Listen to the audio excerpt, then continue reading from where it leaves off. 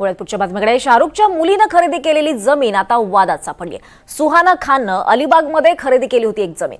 भाडेतत्वावर ही दिलेली सरकारी जमीन आता परस्पर विकली आणि जमीन पुन्हा शासन जमा करण्याची याचिका दाखल करण्यात आली आहे। बॉलिवूड अभिनेता शाहरुख खान यांची मुलगी सुहाना खान हिने अलिबाग जवळच्या थळ इथे जून 2023 मध्ये केलेल्या जमिनीच्या व्यवहाराला हरकत घेण्यात आली आहे। सुहानानं खरेदी केलेली जमीन मिळकत वादाच्या भोवऱ्यात सापडली।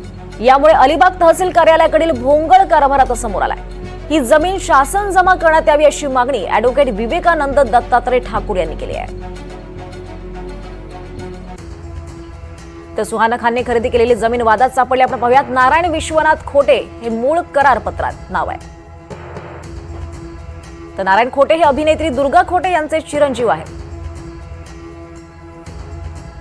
नारायण खोटे यांच्या निधनानंतर वारसदारांच्या नावावर ही जमीन आली।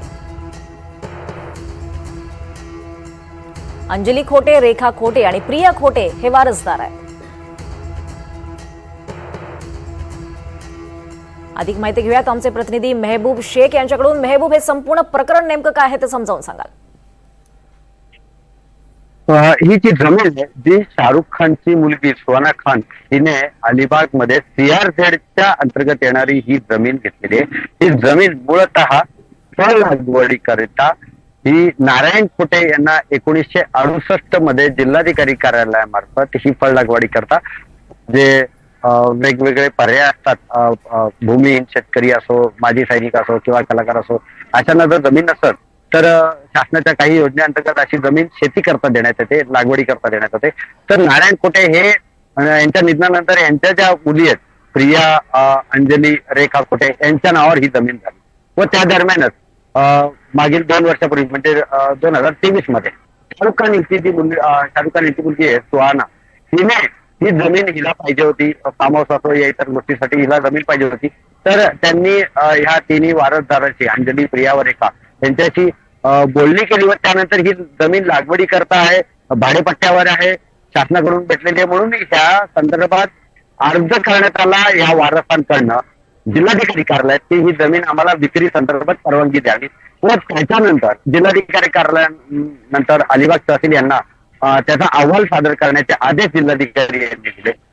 जिल्हाधिकारी आदेश दिल्यानंतर अलिबाग तहसील यांनी जो अहवाल सादर केलाय त्या अहवालामध्ये असं नमूद केलंय की या जमिनीवर कुठलंच बांधकाम नाहीये व यांना उपजीविकेसाठी ही जमीन दिली होती।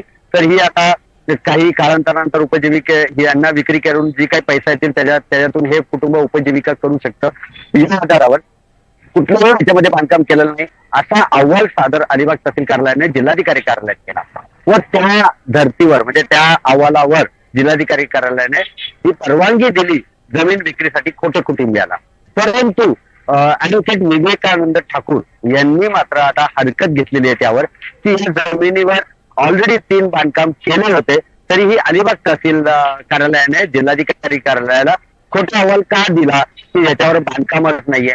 कारण आता जेव्हा शाहरुख खानच्या मुलीच्या नावावर जेव्हा ही जमीन होते त्यावेळी जो दस्त करण्यात येतो त्या म्हणजे ऍफिडेव्हिट करण्यात येतो त्याच्यामध्ये असा खुलासा केलाय की याच्यामध्ये ऑलरेडी 3 बांधकाम केलेले आहेत व ह्याचं अखत्यारीत पत्र जेव्हा बनतं की खरेदी विक्रीचं तर त्याच्यामध्ये हा खुलासा झाला की यावर 3 बांधकाम या 3 बांधकामासहित ही जमीन विक्रीला आता तयार आहे किंवा विक्रीसाठी ही उपलब्ध आहे किंवा विक्रीसाठी ही सुहाना खान यांना देण्यात येते। त्याच्यामध्ये मात्र हा 3 बांधकामाचा उल्लेख आहे, परंतु अलिबाग तहसील कार्यालयाचा अहवाल जिल्हाधिकारी कार्यालयाकडे गेलाय त्याच्यामध्ये मात्र ह्या 3 बांधकामाचा उल्लेख नाही।